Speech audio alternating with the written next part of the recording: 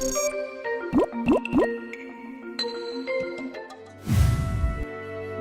teman-teman semua, nama saya Adnan Satrio, umur saya 28 tahun. Saya bekerja sebagai IT staff. Halo, ya perkenalkan saya Biano Dwiki, umur saya 23 tahun, saya bekerja sebagai programmer. Halo Mas. Halo. Menurut kalian nih, COVID-19 itu beneran ada nggak sih Mas? Kalau menurut aku sih ada ya, karena COVID ini sudah sampai ke keluarga saya. Karena kemarin ada kejadian keluarga dari ibu saya itu terkena COVID. Sebelumnya sih bukan COVID ya analisanya. Jadi sakit demam, kalau nggak salah demam, terus ada diabetes juga. Nah, kemudian habis itu dibawa ke rumah sakit. Nah, kemudian di rumah sakit langsung ambil keputusan untuk di swab. Iya. Karena emang standar rumah sakit ya. Oh, standar rumah sakit ya. Jadi pas di swab hasilnya positif gitu. Habis itu dibawa sampai pakai ini apa? Yang buat bernapas apa sih itu? Ventilator. Ventilator ya, udah sampai separah itu ternyata. Terus nggak lama itu kalau nggak salah pagi itu kena. Itu pagi ke rumah sakit maksudnya? Apa Iya, kalau nggak salah sih pagi ya. Pagi itu ke rumah sakit, di swab positif COVID, pakai ventilator juga. Siang pas sorenya sudah meninggal.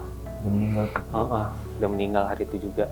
Menurut saya sih COVID itu emang ada. Dari awal COVID itu muncul juga, kalau menurut saya pribadi ada karena mungkin keluarga tuh banyak yang tenaga medis. Oh, jadi kerja di rumah sakit gitu, pakai peralatan kayak APD gitu kan. Dan emang mereka juga ngomong virus ini tuh nyata. Kalau dari kalian sendiri, pertama kali kena COVID itu kapan? Kalau aku sih kena COVID itu waktu itu, jadi kisahnya tuh dari kantor nih mau perjalanan dinas. Nah itu sebelum itu kan dinasnya tuh keluar kota harus naik pesawat. Nah itu kan dari bandara harus ada surat swab, ya, ada surat atau rapid ya. Ya, surat rapid. Nah habis itu dari kantor dilaksanakanlah tuh rapid test. Itu hari Jumat kalau nggak salah. Seninnya saya mau ke Seninnya berangkat. Nah, Jumatnya tes. Jumatnya tes tuh. Nah, habis itu ya udah Jumat dites, Jumat siang dites, selesai. Nah, habis itu hasilnya keluar hari itu juga sorenya mungkin sekitar jam 5:30. Ternyata saya reaktif. Oh, itu masih rapid tuh awalnya? Ya, rapid serologi ya bilangnya sekarang ya, serologi. Nah, itu reaktif. Kemudian dari kantor langsung untuk nyarankan swab hari itu juga. Jadi malamnya saya langsung swab, disuruh karena untuk kejar hasil dari swabnya. Iya, biar supaya Senin itu bisa ada sebelum hari keberangkatan udah tahu planningnya apakah berjadi berangkat atau tidak gitu. Oke, jadi malam saya di swab, hasilnya hari Sabtu pagi keluar dan ternyata hasilnya tidak bagus ya, positif COVID. Gitu. Kalau saya pribadi itu awal kena itu tanggal 17 September. Itu ketahuan juga karena kan ayah saya duluan yang ketahuan. Kalau dia itu positif. Ayah saya ketahuan positif itu di tanggal 11 September. Kemudian itu 11 September itu hari Jumat, kalau nggak salah Jumat juga tuh. Wah, kok bisa samaan ya? Oh, nggak tahu sih, kebetulan aja sih. Oh iya ya. Kebetulan. Nah, hari Sabtunya saya dijadwalin untuk swab dari puskesmas. Cuman batal karena katanya kuotanya penuh. Jadi saya nunggu sampai hari Senin. Senin saya baru di swab, hasilnya itu keluar Kamis tanggal 17 itu ya saya dinyatain positif. Gejala awal yang pertama kali kalian rasain itu seperti apa? Kalau aku pribadi sih gejala ya nggak ada sih, karena karena kan katanya ada yang bilang Indra penciuman indra penciumannya tidak, kita nggak bisa ngerasain makanan, terus demam ya kan, yang umum tuh demam, batuk dan sesak napas. Nah itu semua nggak saya alamin sih gitu, nggak ada sama sekali, malah saya merasa fit, saya merasa sehat gitu, normal aja gitu. Jadi saya juga bingung kenapa kok bisa kena ya gitu. Sama sih, kalau saya pribadi juga nggak ngerasain apa-apa, bener-bener kayak ya orang hari sebelum ayah saya dinyatain positif juga saya masih masuk kerja loh. Gimana sih perasaan kalian saat pertama kali kalian tahu kalau kalian COVID? Kalau gimana ya? Dibilang down enggak, dibilang biasanya juga enggak ya, gimana ya? Tengah-tengah tuh. Gimana tuh yang ngomongnya? Kalau saya pribadi sih ini Mas, kalau perasaan saya pertama kali itu ya saya ya udah mau gimana. Cuman saya langsung mikir, waduh, sebelumnya saya masih masuk kerja. Terus saya masih ketemu keluarga besar lah gitu. Maksudnya kayak abis datang ke suatu acara karena ngerasa saya fit aja, makanya saya beraniin datang. Ternyata saya malah positif. Nah jadi ya lebih ke arah pikiran takut nularin sih saya. Saya takut nularin ke rekan kantor atau ke keluarga besar yang lain gitu. Gimana reaksi keluarga kalian saat mereka tahu kalau kalian ini pengidap ataupun terpapar COVID? Wah, terutama sih kalau istri dia langsung sedih, langsung ngedown dan sampai menangis waktu itu. Terutama kan saya juga udah punya anak ya, anak saya udah umur setahun kurang lebih lah, setahun lebih lah gitu. Nah itu kan paling diwanti-wanti banget, karena kan saya paling diwanti-wanti oleh keluarga, karena saya doang yang keluar kerja untuk kerja gitu. Jadi kan banyak ketemu orang. Istri saya ngedown, ibu saya apalagi, adik saya juga sama, semuanya pada ibaratnya wah nggak nyangka deh kalau saya itu bisa kena gitu. Kalau saya pribadi sih keluarga. Kalau untuk keluarga inti karena hasilnya tuh keluar barengan. Di situ ibu saya doang yang negatif di rumah. Jadi ya saya sebenarnya pas tahu udahlah, ya mau gimana, udah mungkin emang jalannya. Terus ya cuman ibu saya kayak mikir kok bisa gitu, padahal kita yang ibaratnya udah paling protek gitu sama ini ternyata masih kena juga. Karena ibu juga udah wanti-wanti gitu, saya berangkat mesti pakai sarung tangan, bawa hand sanitizer, masker suruh ganti per 4 jam. Tapi ternyata tetap aja kena gitu. Tapi yang saya paling kecewain sih ya respon dari keluarga besar saya yang pas saya datengin ke acara itu. Oh. Ya karena kenapa tuh ya responnya? Ya mungkin mereka takut sih. Takut kayak ketularan gitu. Kalau menurut saya takut ketularan itu ya wajar, manusiawi.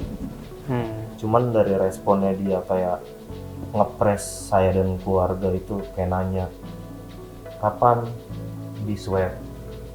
Terus itu kan kejadian sebelum saya dinyatain positif.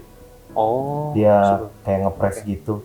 Sedangkan saya sekeluarga nggak bisa ngapa-ngapain karena saya udah masuk fase isolasi mandiri.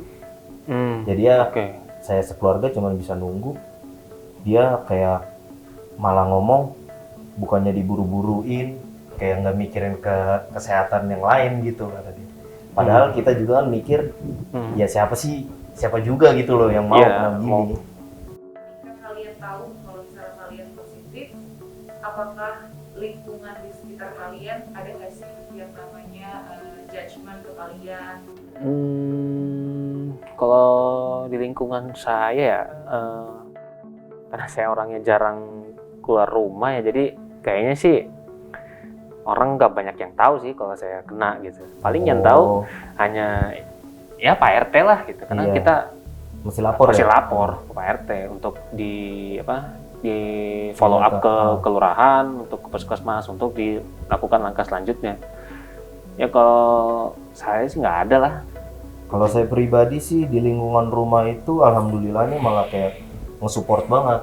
Ibu saya nelpon ke Pak RW, ya saya di cover sama RW. Cuman ibu bilang suruh terapin protokol kesehatan, jaga jarak ke kita karena kita jatuh.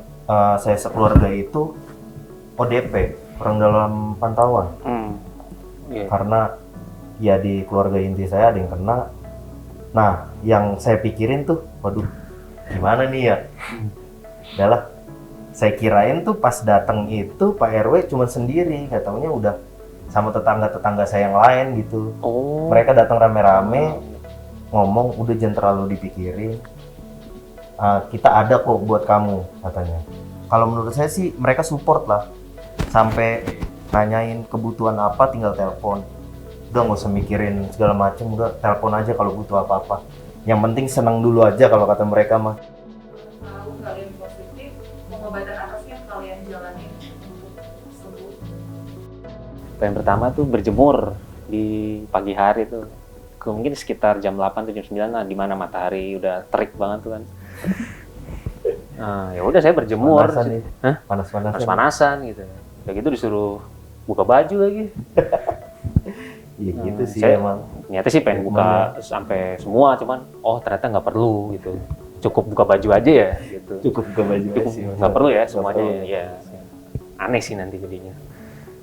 Terus paling minum madu, kalau saya sih minum madu, minum vitamin ya, rutin setiap hari pagi, setiap habis ya sarapan, makan siang dan makan malam. Itu sih sama banyak minum air putih lah gitu. Treatment kita berarti nggak jauh beda sih. Oh ya? Saya juga kayak gitu. Selain berjemur, minum vitamin. Ya kalau saya sih ada tambahan treatment tuh kayak yang ngelakuin apa aja terserah saya, yang penting saya senang. Karena kalau menurut pikiran saya, juga ya. Jadi ketika pikiran kita senang itu ya udah, kata virus bisa mati sih katanya. Ya, karena imun kita malah naik katanya naik, itu gitu. karena mood kita juga bagus. Ya.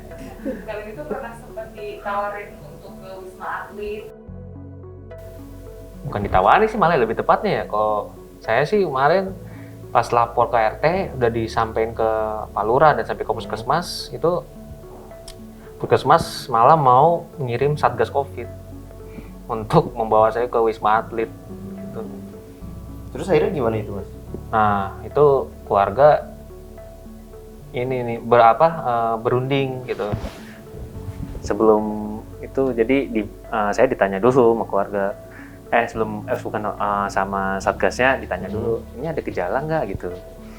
Nggak ada sih gitu. Waktu itu sih yang nego sama yang ngobrol tuh waktu itu. Nego dong, yang mau beli barang. Maksudnya ngobrol tuh adik saya gitu. Jadi adik saya kontak langsung sama satgas Covid.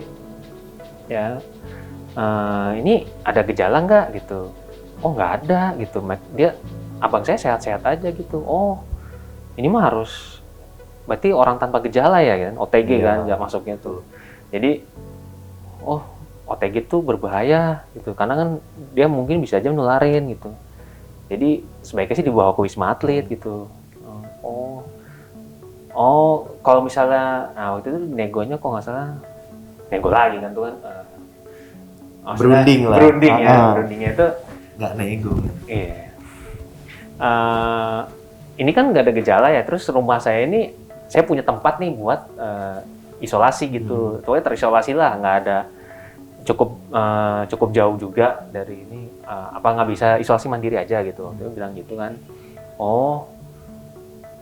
Kalau emang ada tempat seperti itu sih, nggak apa-apa sih Pak gitu. Jadi kita nggak usah dibawa wisma atlet, nggak apa-apa, asal jangan bercampur aja dengan keluarga gitu, karena yang OTG itu lebih berbahaya karena bisa menularkan. Jadilah saya isolasi mandiri, nggak jadi dibawa ke wisma atlet gitu ya. Kalau Mas saya itu pas awal tahu positif, ya kan, kabar positif, itu emang sempat punya pikiran udahlah ke ada kalau di Bekasi itu dia di Gor Bekasi. Di Stadion Patriot itu dia kayak ngebuka tempat buat ada tempat gitu ya. buat dijadiin buat ya tempat isolasi lah. Isolasi Pasien COVID. Karena saya mikirnya ibu saya itu negatif. Takut nularin kan. Cuman pas ngomong ke puskesmas, kata puskesmas mending di rumah aja karena kondisi rumah itu kan 2 lantai. Malah puskesmas nyaranin di rumah. Iya, karena kayak kalau ke sana itu tempatnya udah rame lah ibaratnya. Udah rame, takutnya makin parah gitu malahan. Itu sih yang saya dapat ya beritanya, cuman nggak tahu itu bener apa enggak. Cuman saya disaraninya mendingan isolasi mandiri dibanding saya mesti pindah gitu ke GOR untuk isolasi di sana. Berapa hari sih kalian butuh untuk penyembuhan dari COVID? Saya itu cukup lama loh, Mas. Penyembuhannya itu ada kali hampir 1 bulan 3 minggu saya baru sembuh. Itu 1 bulan. Kok bisa ya? Bukannya setahu saya itu 2 minggu ya? 14 hari ya? Atau 10 hari malah katanya kalau emang kita fit itu malah virusnya udah nggak ada. Nah itu saya juga bingung. Pas 2 minggu, 14 Pas hari. 2 minggu tuh. 14 hari. Berarti COVID kan, itu kan Jumat. Iya Jumat yang tadi Mas cerita. Tanggal berapa ya? Tanggal 20 November. Itu kena COVID, isolasi 2 minggu. Sampai hari Jumat tanggal 4 Desember kalau nggak salah ya. Jumat tanggal 4 lah. Pas 2 minggu, swab lagi. Alhamdulillah, negatif lagi. Udah negatif tuh. Udah negatif. Setelah kalian dinyatakan sembuh dari COVID, ada nggak sih perubahan dari dalam diri kalian? Kalau saya merasanya malah lebih sehat lagi ya dari sebelumnya. Sehatnya gimana tuh? Lebih bersemangat aja untuk bekerja, untuk menjalani kegiatan sehari-hari gitu. Nggak tahu kenapa ya, mungkin karena sudah pede kali ya. udah kebal gitu ya. Kebal katanya. Katanya kalau udah kena kan ada infonya gitu. udah tubuh kita udah mengenal, imun kita udah mengenal virus ini gitu.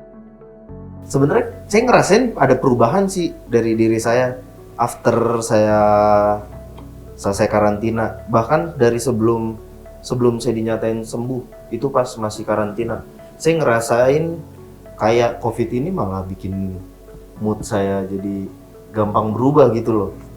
Misalkan sebelumnya Maksudnya? itu Kok gampang berubah maksudnya? Nah, gampang baper gitu. bisa dibilang kayak gitu sih sekarang. Oh gitu. Nggak tahu gampang baper atau gimana ya. Saya mikirnya kayak mood swing gitu. Jadi yang awalnya saya misalkan lagi seneng-seneng aja nih, terus tiba-tiba aja gitu langsung bete. Ya nggak tahu itu karena kenapa sih, ngerasain sih kayak gitu setelah saya kena COVID ya. Saya mikir kok jadi mood swing gini gitu. Dinyatain negatif juga ya, kayak pola hidup sehat ya makin saya terapin sih. Pesan kalian untuk masyarakat Indonesia yang belum tertular? Yang pasti sih tetap jalankan protokol kesehatan ya, buat teman-teman kita di luar sana yang masih sehat, tidak terpapar virus ini. Tetap jaga kesehatan, minum vitamin teratur, jangan tidur malam-malam ya, begadang gitu. Begadang lah istilahnya. Begadang karena kan begadang juga mengurangi imun kita juga ya, imunitas kita juga gitu. Jadi tetap pakai masker, cuci tangan, terus jaga jarak, tetap jalan dengan protokol kesehatan dengan baik. Karena sekalinya kena itu dampaknya tuh sangat luar biasa dah. Dampak bagi diri kita sendiri, bagi keluarga kita, teman dekat kita pun. orang-orang terdekat kita lah ya. Dampaknya tuh luar biasa. Kita tetap harus jaga pola hidup sih. Tetap minum vitamin juga gitu. Tetangga-tetangganya. Ya pesan saya sih ya buat misalkan di luar sana itu ada kayak tetangganya kena COVID itu kalau bisa jangan dijauhin sih, malah disupport. Karena mereka lebih butuh support kalau menurut saya itu. Karena mentalnya ya ini banget sih. Saya pertarungan mental banget kalau menurut saya COVID itu.